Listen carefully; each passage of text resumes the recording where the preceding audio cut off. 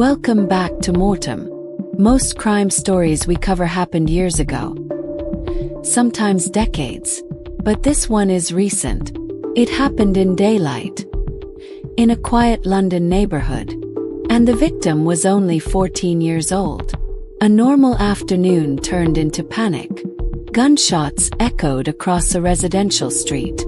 People ran for safety, and within minutes, a child was dead. This is the Woolwich shooting. Thursday afternoon in Woolwich, southeast London. The time was approximately 3:40 p.m.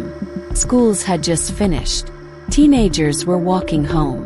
Residents were running errands. Nothing unusual. Lord Warwick Street is a quiet residential road.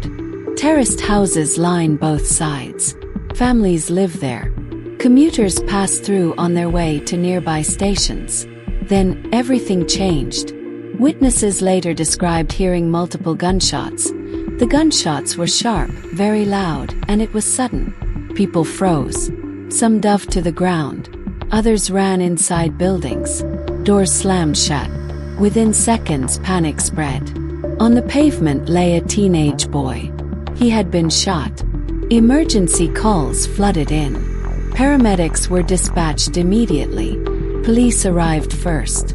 They began CPR. Moments later, ambulance crews took over.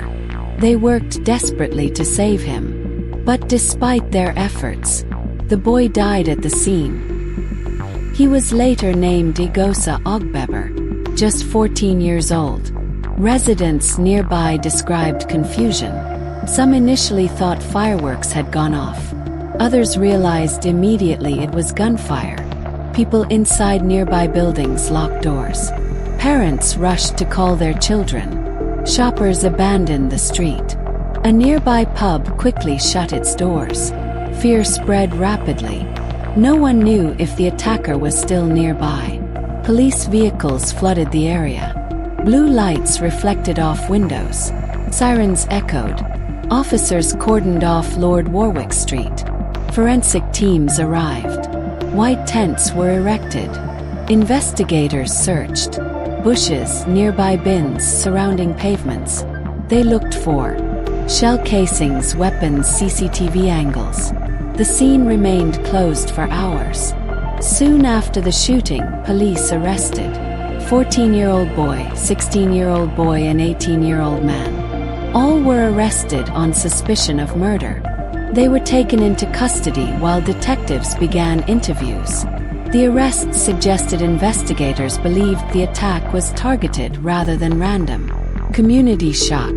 The killing sent shockwaves through Woolwich. Residents placed flowers near the scene. Candles appeared along the pavement. Parents expressed fear. Teachers discussed safety. Community leaders called for calm. The victim's age intensified the grief. Child, killed in daylight. Detectives began gathering CCTV footage, dashcam recordings, witness statements. They appealed publicly for information. Officers also increased patrols in the area to reassure residents. The investigation focused on movements before the shooting, relationships between individuals involved, potential motive. The incident renewed debate about youth violence. Officials described the killing as tragic. Community members called for prevention efforts. Local schools discussed safety awareness. The case highlighted concerns about access to weapons, youth conflicts, community safety. In the hours following the shooting, Lord Warwick Street remained sealed off as forensic officers worked under floodlights. Evidence markers were placed along the pavement, and investigators carefully photographed the area. Residents watched from windows, many still trying to understand what had happened so quickly. Police officers conducted door-to-door inquiries, knocking on nearby homes and asking residents whether they had seen anyone running from the scene. Detectives were particularly interested in movements captured between 3:30 p.m. and 4 p.m., the critical time frame surrounding the attack. Nearby CCTV cameras from houses, shops, and traffic junctions were reviewed. Investigators also appealed for dashcam footage from drivers who had passed through Woolwich Dockyard and surrounding streets. The goal was to track the moments before and after the shooting, identifying who arrived, who left, and whether any vehicles were involved. As evening approached, the area grew quieter. Police lights reflected off wet pavement as officers continued their search. Members of the community gathered at a distance, some holding phones, others simply standing silently. The sense of shock remained. By the following morning, tributes had begun to appear. Flowers, handwritten notes, and candles lined the pavement. Messages read "Rest in peace" and "Gone too soon." Local youths stopped briefly, some recognizing the victim, others simply acknowledging the tragedy. Schools in the surrounding area were informed of the incident. Staff prepared to support students who might be affected. Teachers spoke quietly in corridors, aware that the event had shaken many young people who lived nearby. Police maintained a visible presence in Woolwich over the next few days. Patrols increased, and officers spoke with residents to reassure them. Community leaders encouraged anyone with information to come forward, emphasizing that even small details could assist the investigation. Detectives continued analyzing evidence, reconstructing timelines, and reviewing communications between individuals involved.